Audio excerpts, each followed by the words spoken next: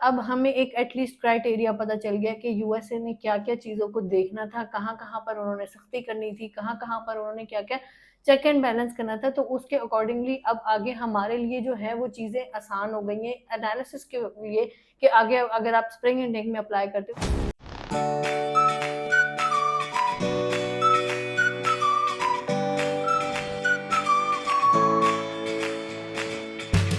अस्सलाम students, my name is Atika Gill and I am the sea of ages consultant. आज की video में हम बात करेंगे यूएसए की करंट सिनेरियोज के ऊपर।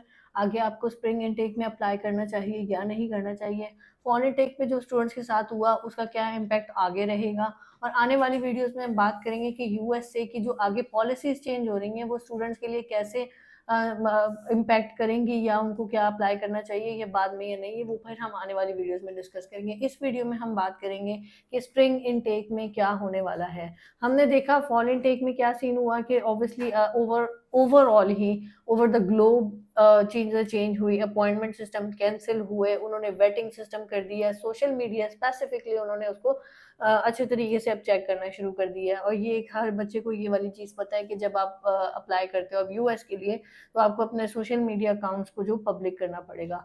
ये चीज़ें चेंज हुई। उसके बाद अब हमें एक एटलीस्ट क्राइटेरिया पता चल गया कि यूएसए ने क्या-क्या चीज़ों को देखना था, कहाँ-कहाँ पर उन्होंने सख्ती करनी थी, कहाँ-कहाँ पर उन्होंने क्या-क्या चेक एंड बैलेंस करना था। तो उसके अकॉर्डिंगली अब आगे हमारे लिए जो है वो चीज़ें आसान हो गई हैं एनालिसिस के लिए कि आगे अगर आप स्प्रिंग इनटेक में अप्लाई करते हो तो आपको किन चीज़ों का ध्यान रखना चाहिए। अब अगर आप स्प्रिंग इनटेक में अप्लाई कर रहे हैं, तो ओवरऑल हमने पिछले 5 सालों में ये वाली चीज़ तारीख बन चुकी है कि अगर एक इनटेक बुरा गुज़रता है, लाइक अगर फॉल इनटेक बुरा गुजरता है तो स्प्रिंग इनटेक में वीज़ा रेशो अच्छी होती है। तो ये उन स्टूडेंट्स के लिए बड़ा गोल्डन टाइम है जो कि स्प्रिंग इनटेक में अप्लाई करना चाहते हैं और उनको इस चीज़ की टेंशन है कि पता नहीं वीज़ा रेशो क्या रहेगी, क्योंकि उन्होंने पिछला देखा फॉल इनटेक जिसमें स्टूडेंट के साथ बुरी हुई है। तो अब उनके लिए ये गोल्डन चांस है कि वो स्प्रिंग इनटेक में अप्लाई करेंगे तो वीज़ा के चांसेस जो हैं वो हाई हैं। क्योंकि हम एक हिस्ट्री की एनालिसिस के अकॉर्डिंगली बात कर रहे हैं, तो ये हाई टाइम है कि आप एक दफ़ा यूएसए को अप्लाई करो। इसके अलावा एक चीज़ तो ये हमने देख ली है, ये मैं हर स्टूडेंट को पहले भी कहती आई हूँ, मैं दोबारा कह रही हूँ कि यूएसए जब आप अप्लाई करते हो, आपके सोशल मीडिया का बहुत बड़ा किरदार है। अब वहाँ पर स्टूडेंट्स को क्या होता है कि स्टूडेंट ने आपने मौला जट नहीं बनना है अपने सोशल मीडिया पे, आपने कोई गैंगस्टर बनने की ज़रूरत नहीं है। और उसके अलावा 2 चीज़ें तो ये हो गई हैं, तो हम शुरू से कहते आ रहे हैं। अब आगे की चीज़ ये आ जाती है कि आपने एंटी यूएस कोई चीज़ नहीं करनी, एंटी इज़राइल कोई चीज़ पोस्ट नहीं करनी, उस तरह कोई ग्रुप्स वगैरह जॉइन नहीं करने, ताकि आप कहीं पर भी एक्सट्रीमिस्ट ना लगें।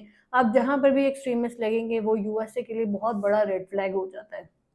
फिर इसके बाद एक और चीज़ आती है कि जो स्टूडेंट्स जो हैं अप्लाई करते हैं, अप्लाई करने के बाद रेलेवेंट फील्ड में अप्लाई नहीं करते, तो वो रेलेवेंट फील्ड ये अब क्योंकि यूके में भी ये चीज़ होती जा रही है और यूएस भी अब इस चीज़ के ऊपर हाई फोकस कर रहा है कि जो स्टूडेंट आए वो पढ़ने की नीयत से आए और वो अपनी रेलेवेंट डिग्री में पढ़ें, ताकि फिर बाद में वो वाले मसले ना हो। क्योंकि एक और चीज़ होती है ना, क्योंकि यूएस सबको पता है कि आपको स्टूडेंट जाते हैं, बड़ी यूनिवर्सिटी में जाते हैं और जाकर, क्योंकि वहाँ पर वो रोक-टोक नहीं है, वो जाकर कम्युनिटी कॉलेजेस में चेंज कर लेते हैं। आपने वो चीज़ नहीं करनी है। अगर आपने अपना प्लान बड़े अच्छे तरीके से आपका एकेडमिक बैकग्राउंड के साथ मैच कर रहा होगा, आपके प्लान्स क्लियर होंगे, आपको यूनिवर्सिटीज़ का पता होगा, तो आप आगे स्प्रिंग इनटेक में वीज़ा विन कर सकते हो। और अगर आप वीज़ा विन कर जाते हो, तो फिर आपने वो वाली चीज़ें नहीं करनी कि आप बाद में जाकर यूनिवर्सिटीज़ या कॉलेजेस चेंज करें।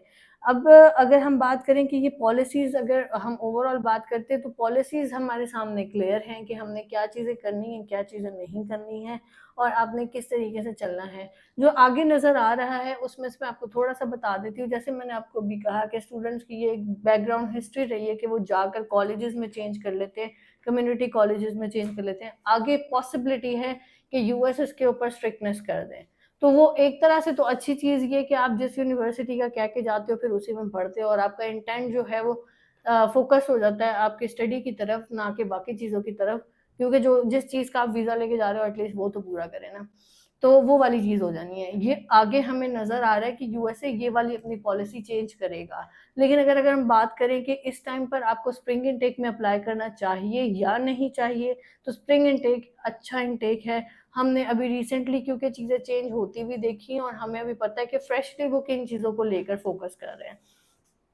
अगर हम एक और चीज़ है, स्टूडेंट्स मेरे से पूछते हैं कि ये अचानक क्यों हुआ था और ये रीजनिंग क्या बनी कि यूएस ने अचानक से अपनी ये वेटिंग सिस्टम स्ट्रॉन्ग किया। इसके पीछे एक हिस्ट्री है जिसके बारे में ज़्यादा बात नहीं होती, वो ये कि 2026 में फीफा वर्ल्ड कप आना है। अब वो फीफा वर्ल्ड कप आने की वजह से उन्होंने देखा कि ओवर द ग्लोब बहुत ज़्यादा टूरिस्ट ने जाना था, तो उनको अपनी वेटिंग सिस्टम स्ट्रॉन्ग करनी पड़ी थी।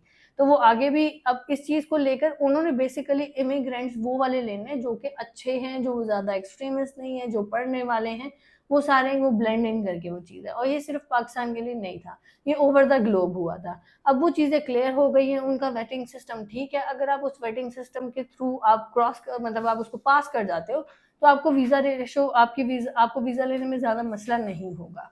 तो this is all for now. अगर आपको इससे रेलिवेंट कोई भी क्वेश्चन हो, कोई भी क्यूरी हो, आप मुझसे मेरी टीम से कांटेक्ट कर सकते हैं। और यूएस को अप्लाई करने के लिए लेट ना करें, एडमिशन्स जो हैं वो अर्ली स्टार्ट हो जाते हैं और ये इनटेक वैसे भी छोटा होता है। Thank you so much.